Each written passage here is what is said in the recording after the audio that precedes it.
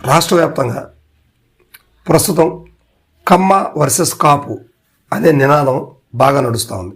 దీనికి సంబంధించి ఇటీవల జరిగినటువంటి కందుకూరు ఉమ్మడి ప్రకాశం జిల్లా, ప్రస్తుతం నెల్లూరు జిల్లా అయినటువంటి కందుకూరు నియోజకవర్గంలో జరిగినటువంటి ఒక హత్య దారుణంగా జరపబడినటువంటి హత్య.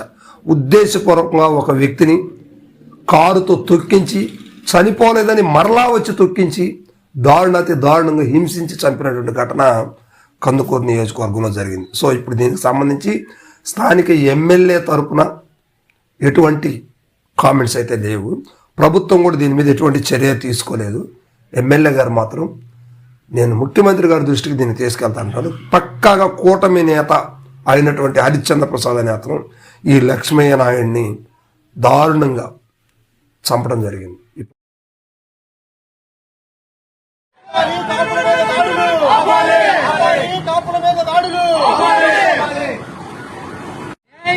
బాధిత కుటుంబానికి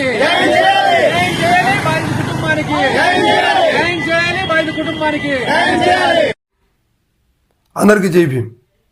నెల్లూరు జిల్లా కందుకూరు, ఒకప్పుడు ప్రకాశం జిల్లాలో ఉన్నటువంటి కందుకూరు, దాన్ని ఇప్పుడు ప్రస్తుతానికి ఉమ్మడి ప్రకాశం జిల్లాలో కందుకూరు అని కూడా అంటూ ఉంటారు. సో కందుకూరుకి దగ్గరలో ఉన్నటువంటి ఒక గ్రామంలో ఇటీవల వారం రోజుల నుంచి జరుగుతున్నటువంటి విషయం అందరూ కూడా ఆంధ్రప్రదేశ్లో బాగా వెలుగులోకి వచ్చింది. ఇది అందరూ కూడా తెలిసినటువంటి అంశం. సో ఇప్పుడు కందుకూరులో ఏం జరిగింది ఏంటి అనేది ఇప్పుడు రాష్ట్ర వ్యాప్తంగా కూడా సంచలనమైంది. కానీ అధికార పార్టీ అయినటువంటి తెలుగుదేశం, జనసేన పార్టీలు దాని మీద ఇంతవరకు నోరు విప్పలేదు. లక్ష్మయ్య నాయుడికి సంబంధించినటువంటి అంశం, హరిశ్చంద్ర ప్రసాద్ చౌదరి ఎవరైతే ఉన్నారో కారుతో తొక్కించి అతన్ని దారుణంగా హింసించి చంపినటువంటి వ్యక్తి మీద ఎలాంటి చర్యలు తీసుకుంటున్నారు, అసలు ముఖ్యమంత్రికి ఈ విషయం తెలిసిందా లేదా అనే విషయాలు ఇప్పుడు హాట్ టాపిక్గా మారింది. స్థానిక ఎమ్మెల్యే ఇంటూరు నాగేశ్వరరావు గారు దీనికి సంబంధించి 3 నెలలు 4 నెలల నుంచి ఈ గొడవ రగులుతున్నప్పటికి కూడా ఎమ్మెల్యే గారికి తెలుసనే వార్తలు కూడా నడుస్తూ ఉన్నాయి. కానీ ఆయన ఈ విషయంలో సీరియస్గా యాక్షన్ తీసుకుంటే ఇది జరిగేది కాదు అనేది కొన్ని వాదనలు అయితే వినిపిస్తూ ఉన్నాయి. ఇప్పటి వరకు కూడా అధికార ప్రభుత్వం ఎవరు కూడా, జనసేన కావచ్చు, లేకపోతే వైఎస్ఆర్సీపీ కావచ్చు, ప్రధాన పాత్ర పోషించినటువంటి తెలుగుదేశం పార్టీ కావచ్చు, దీని మీద నోరు విప్పటం లేదు. కానీ కుల పోరాటాలకు సంబంధించి, కులానికి సంబంధించి కాపు కుల నేతలు మాత్రం అక్కడ రోజు వచ్చిపోతూ ఉన్నారు. ఇటీవల ఆమంచి స్వాములు, చీరాలకు చెందినటువంటి ఆమంచి బ్రదర్స్ స్వాములు కావచ్చు, అదేవిధంగా నిన్న జరిగినటువంటి ఆమంచి కృష్ణమోహన్ గారు మాజీ ఎమ్మెల్యే, ఆయన కూడా నిన్న అక్కడ ప్రెస్ మీట్ పెట్టడం జరిగింది. సో ఇదంతా కూడా కూటమికి చీమ కుట్టినట్టు కూడా లేదనే వార్తలు అయితే వినిపిస్తూ ఉన్నాయి. ఎందుకంటే నాగేశ్వరరావు గారు ఆ కుటుంబానికి అవుట్ సోర్సింగ్ ఉద్యోగాలు ఇస్తూ ఉంటే ఆమంచి కృష్ణమోహన్ గారు అవసరం లేదు, కాపు కులం మొత్తం కూడా ఆ కుటుంబానికి అండగా ఉంటుంది అనే మాట అయితే ఆయన మాట్లాడడం జరిగింది. సో ఇంకా అదేవిధంగా గవర్నమెంట్కి, తెలుగుదేశం ప్రభుత్వానికి అంటే కూటమి ప్రభుత్వానికి ఒక హెచ్చరికలు కూడా ఆమంచి కృష్ణమోహన్ గారు, అదేవిధంగా కాపు కుల నేతలు కూడా జారీ చేశారు. సో దీన్ని బేస్ చేసుకునైనా కూడా కూటమి ప్రభుత్వం దిగి వచ్చి కుటుంబానికి న్యాయం చేస్తుందా, లేకపోతే ప్రభుత్వం ఇచ్చే ఎక్స్గ్రేషియా ప్రకటించే చేతులు దులుపుకుంటుందా అనే అంశాలు ఇప్పుడు రాష్ట్రంలో వినిపిస్తూ ఉన్నాయి. సో మొత్తం మీద మాత్రం ఇప్పుడు ఆ కుటుంబాన్ని ఆదుకోవడానికి ఆ కాపు కుల నేతలు ముందుకు వస్తూ ఉన్నారు.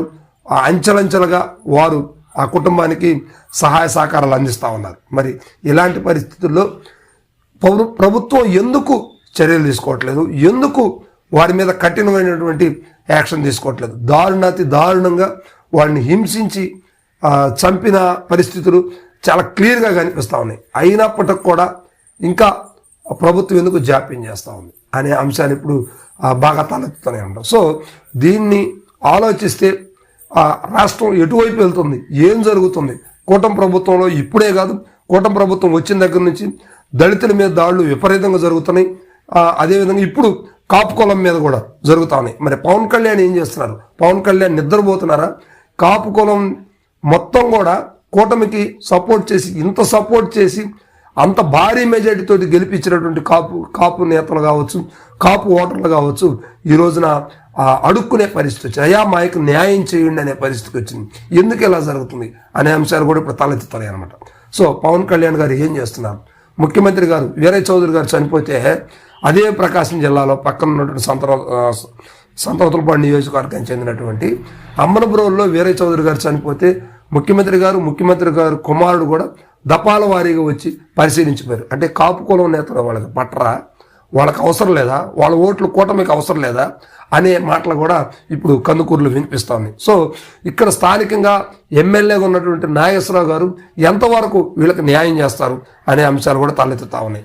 అదేవిధంగా ఇది 4 నెలల క్రితం కూడా ఈ విషయాన్ని స్థానిక ఎమ్మెల్యే దృష్టికి తీసుకెళ్ళినట్టుగా కూడా బాధితులు చెప్తా ఉన్నారు. కేవలం పశువాంఛ, ఆమెని లైంగికంగా అనుభవించడం కోసం ఆ స్నేహితుడు అనబడేటువంటి వ్యక్తిని దారుణంగా కారుతో గుద్ది చంపడం, ఆ కుటుంబానికి అండ లేకుండా చేయడం అనేది జరిగింది. ఇలాంటి చర్యలు కూట ప్రభుత్వం ఇంకా జరుగుతూ ఉంటాయా, ఇంకా చేస్తూనే ఉంటారా అనేది ఇప్పుడు కందుకూరులో బాగా హాట్ టాపిక్గా నలుగుతున్నటువంటి మాటలు అన్నమాట. సో మొత్తం మీద కాపు నేతలు అయితే ఆ కుటుంబాన్ని ఆదుకోవడానికి వస్తున్నారు. ప్రభుత్వం అయితే ఇంతవరకు దాని మీద ఎటువంటి చర్యలు అయితే చేపట్టిన పరిస్థితులు అయితే కనిపించట్లేదు.